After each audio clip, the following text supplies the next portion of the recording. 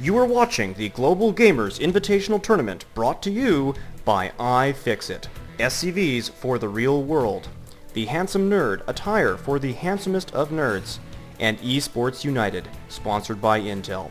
This broadcast is also made possible by IC Cup TV, TeamLiquid.net, and of course, Blizzard Entertainment. Hello everyone and welcome back to another game from the Global Gamers Invitational Tournament.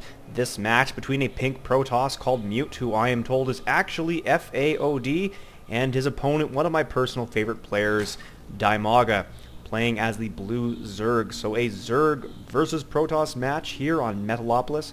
Once again, I just have to thank those fantastic sponsors.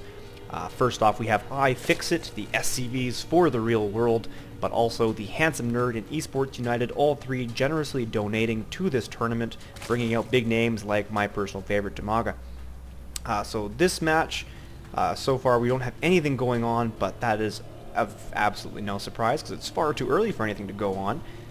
Fortunately for Dimaga, he is going to be able to spot his opponent very early. The hot pink of this Protoss player will stand out against the gray of this floor, making him really easy to spot. Meanwhile, this scouting probe going the long way around. Dimaga, if he wants, will be able to pull back and not be spotted. We'll see if he succeeds in that a little while away from now. Meanwhile, Dimaga just producing drones right now. He is at 14 supply, still has not produced any buildings. Wouldn't be surprised to see a spawning pool and extractor very soon, knowing that the way he plays. Dimaga is going to float over to the front, wants to see what's being built up here. Will betray his position, but this probe would have found him anyways. And sure enough, there it is, the extractor and spawning pool. Doesn't appear to be saving up minerals for a fast expansion. That is the Dimaga we know and love. Probably going to try some sort of baneling bust. And Mute looks like he is planning to fast expand with the Forge. This is a very gutsy map on which to try the Protoss fast expand.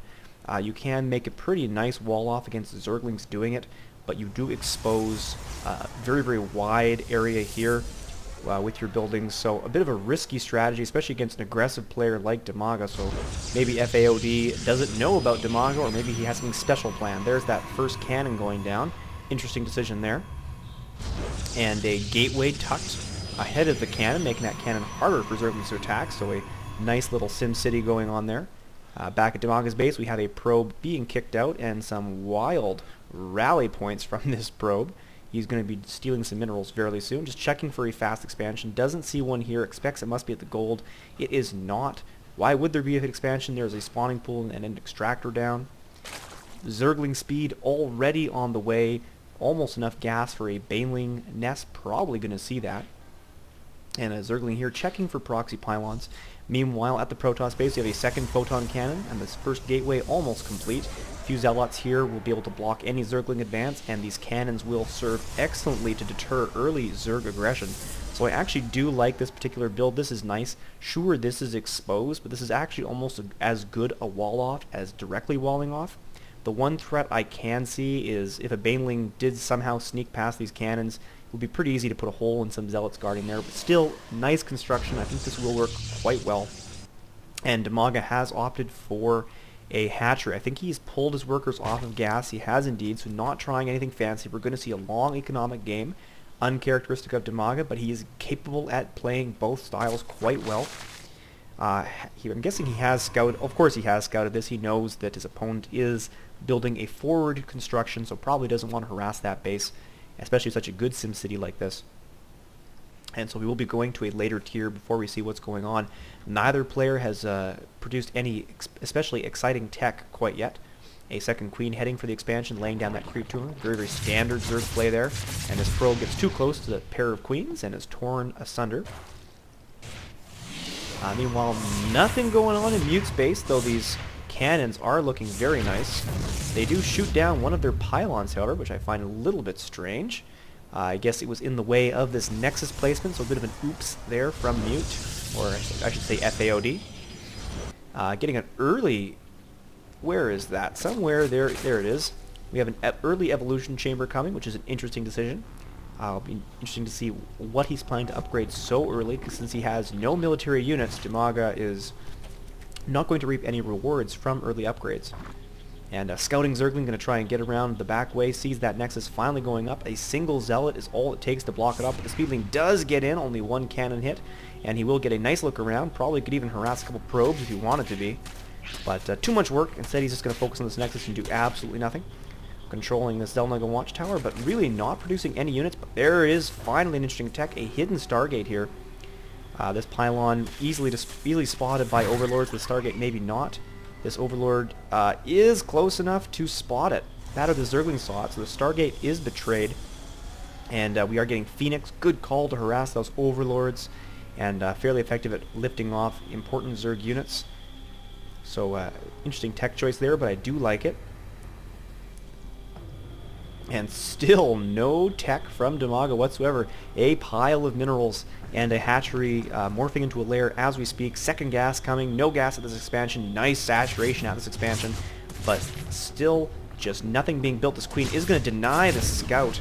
And so our Protoss player does not know what's going on in the south of his opponent's base. He does have a scout now. This Phoenix will be able to get a good look around and perhaps tear apart a few Overlords. And there it is, flying backwards, as Phoenix are able to do, which is ridiculous. And Spine Crawlers going up for Dimaga here. This Phoenix gets a very nice scout. Doesn't get any kills, probably looking for some more exposed Overlords that don't have queens to protect them. And we are getting a Twilight Council down for F.A.O.D. Neither player is committing to building any units. Instead, they're just getting upgrades, getting tech. Nobody building a single thing. An infestation pit and armor. So this ground carapace is almost done. And if looking at the units tab, only 13 Zerglings and a few drones and queens benefiting from that upgrade. So both players doing a fairly good job of scouting one another and seeing that neither one of them is building a single thing. A robotics facility as well.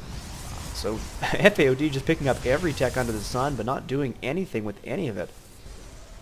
Neither player really engaging whatsoever.